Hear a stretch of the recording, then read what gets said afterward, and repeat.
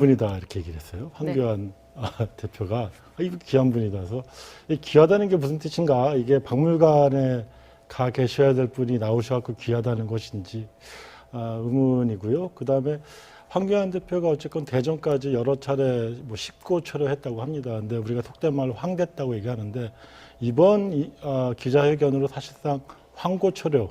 그러니까 아무 소득도 없고 결국에는 그래도 뭔가 기대를 했는데 그래도 뭐가 있겠지. 그래도 이런데 했더니 오늘 스스로 셀프 검증대에 올라가고 그게 아니다라고 하는 걸 보여준 겁니다.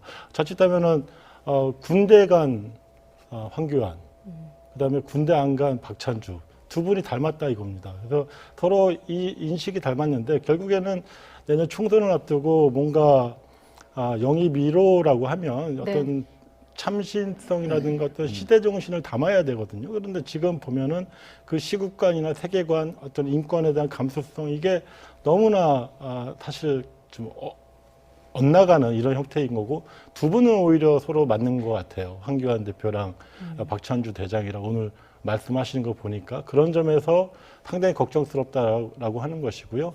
이제 특히 이제 이번 과정에서 본인이 나는 비례대표 안 나가고 지역구 나갈 거다라는 식으로 얘기하는 것은 이거는 좀 자유한국당이 비단 황교안 대표의 문제가 아니라 자유한국당 내에서의 어떤 공천 시스템 내지는 정당으로서의 어떤 기능 자체가 지금 심각한 위기에 봉착되어 있는 거 아니냐. 네. 외부 영입 인사가 나는 뭘 할 것이다라고 감히 주장하는 것은 혹시라도 이 황교안 대표가 공당으로서 공적인 시스템이 아니라 비선에 의해서 움직여지는 시스템으로 가동되고 있는 거 아니냐.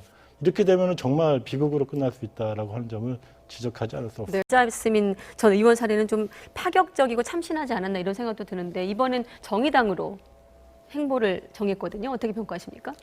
그러니까 2012년도에 이제 그 당시에 새누리당 갔었고 20대 때는 배제가 됐죠 공천에서. 그리고 21대에 정의당 간 거는 이제 어떻게 보면 오른쪽 정당에 있다가 왼쪽으로 정당으로 가는 아마 첫 케이스가 아닐까 싶어요. 이자스민 의원 같은 경우에. 네. 그렇지만 특히 이제 우리 더불어민주당 내에서도 이제 금태섭 의원 같은 분은 이 부분에 대해서 상당히 안타깝다. 그리고 응원한다. 이런 메시지를 전할 정도로 사실 이주민 내지는 소수자 정책에 대해서 많은 관심을 가져야 됨에도 불구하고 진보를 표방했던 민주당에서 못한 거에 대해서는 다소 아쉬움이 있을 수 있습니다만 다만 이제 문제는 저는 그렇게 봅니다. 물론 야당 소수 야당인 경우에는 그런 상징적인 인물을 통해 가지고 뭔가 만회를 해야 되는 상황이긴 하지만 또 더불어민주당 입장에서는 집권 여당으로서 공당으로서 특정 계층의 이슈들을 특정 인물로 해소하려고 하는 방식은 이제 과거의 방식이다. 이거는 공당으로서 그런 집단과 그런 특정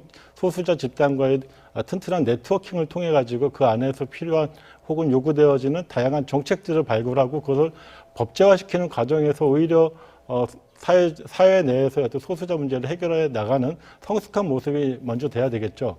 그래서 전반적으로 이제 아마 어제 오늘 해가지고 인재 영입에 대해서 누가 새로 오느냐 가느냐 이 문제는 이제 갈 텐데 프레임 자체가 실제로는 그 안에 담겨져 있는 것은 현재 우리 정당 정치의 어떤 한계들을 스스로 드러내고 있는 것이거든요. 그런 점에서 오히려 성숙한 정당 정치는 인재 영입을 위해서가 아니라 인재 육성을 통해서 사실 보여줘야 되는 것이고 특정한 그룹의 특정한 인물을 내세워서 뭔가를 하는 것이 아니라 실제로 정당 자체가 소수자까지 아우르는 촘촘한 정책 네트워킹을 갖추는 노력들 이것이 필요하다고 보여집니다. 영입보다는 육성에 좀 방점을 찍어야 된다 이런 말씀.